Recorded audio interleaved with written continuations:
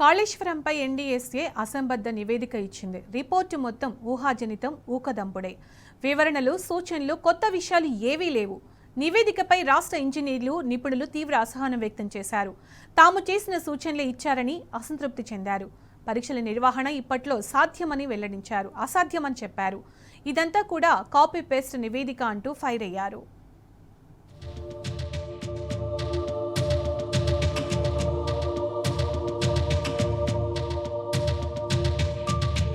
Medigadda barrage పునరుద్ధరణకు సంబంధించి NDSA national dam safety authority ఏర్పాటు చేసిన నిపుణుల కమిటీ ఇచ్చిన నివేదికపై రాష్ట్ర ఇంజనీర్లు తీవ్ర అసహనం వ్యక్తం చేస్తున్నారు.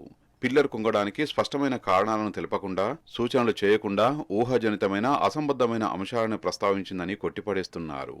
మరమ్మత్తు పనులకు తాము ఎప్పుడో సూచించిన అంశాలనే మార్గదర్శకాల పేరిట జారీ చేశారు తప్ప అందులో కొత్తగా ఏమీ లేదని విమర్శిస్తున్నారు. అదీగాక విలువైన సమయాన్ని వృధా చేశారన్నారు. వర్షాకాలం సమీపిస్తున్న తరుణంలో నివేదిక విడుదల చేసి మరికొన్ని పరీక్షలు నిర్వహించాలని, పనులను పూర్తి చేయాలని ఆదేశించడంపై విమర్శలు గుప్పిస్తున్నారు.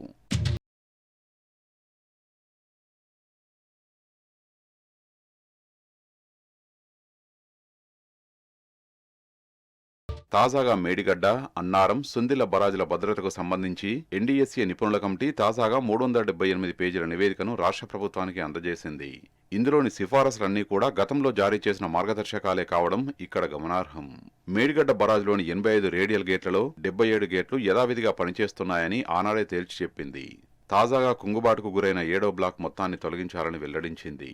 తాజా రిపోర్టులోనూ మళ్లీ అవే అంశాలనే కాస్త వివరణాత్మకంగా కమిటీ నివేదించిందే తప్ప మరేమీ లేదని నిపుణులు చెప్తున్నారు. అదీగాక అండర్ పైపింగ్ జరగడం వల్లే పిల్లర్ కుంగుబాటుకు గురైందని తాము మొదటి నుంచి చెప్తున్నామని, అదే విషయాన్ని ఇప్పుడు ఎన్డీఎస్ఏ నిర్ధారించిందని వివరిస్తున్నారు. ఎక్కడా స్పష్టమైన కారణాలను వివరించకుండా, సూచనలు చేయకుండా ఊహాజనిత అంశాలతోనే రిపోర్టును వండివార్చిందని ఇరిగేషన్ శాఖ అధికారులు మండిపడుతున్నారు.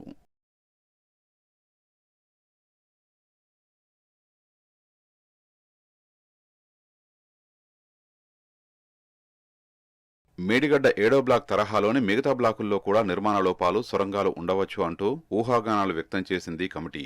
ఇది హాస్యాస్పదమని ఇరిగేషన్ శాఖ అధికారులు వివరిస్తున్నారు. గతంలో పరీక్షలను నిర్వహించిన సమయంలోనే మిగతా బ్లాకుల్లో ఎలాంటి సమస్య లేదని తేలిపోయిందని ఇంజనీర్లు గుర్తు చేస్తున్నారు. 2024లో వరదలు కూడా సాక్ష్యమని ఉదహరిస్తున్నారు. ఇక పునర్నిర్మాణ డిజైన్లు రూపొందించుకోవాలంటే కనీసం 3-4 పంటకాలాలు నష్టపోయినట్టేనని వివరిస్తున్నారు. జూన్ 2వ వారానికల్లా గోదావరిలో ప్రవాహాలు పెరుగుతాయని, నవంబర్ వరకు కొనసాగుతాయి కాబట్టి 2025లో పరీక్షల నిర్వహణ అసాధ్యమని, 2026 జనవరిలో మాత్రమే పరిశోధనలు ప్రారంభించాల్సి ఉంటుందని వివరిస్తున్నారు.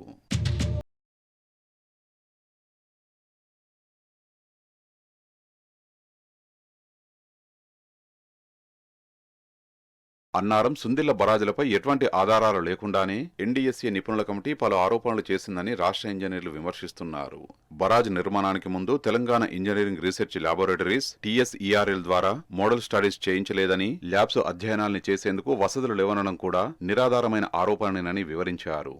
నిజాం జమానాలో స్థాపించిన ఆ ల్యాబ్లో అన్ని వసతులు, పరికరాలు ఉన్నాయన్నారు.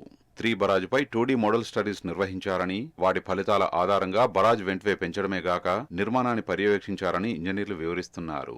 సూచనలు ఏమీ చేయకుండా ఆరోపణలు చేస్తూ అసంబద్ధమైన అంశాలతో ఎన్డీఎస్ఏ నివేదిక ఇచ్చిందే తప్ప మరేమీ కొత్తదనం లేదని మండిపడుతున్నారు.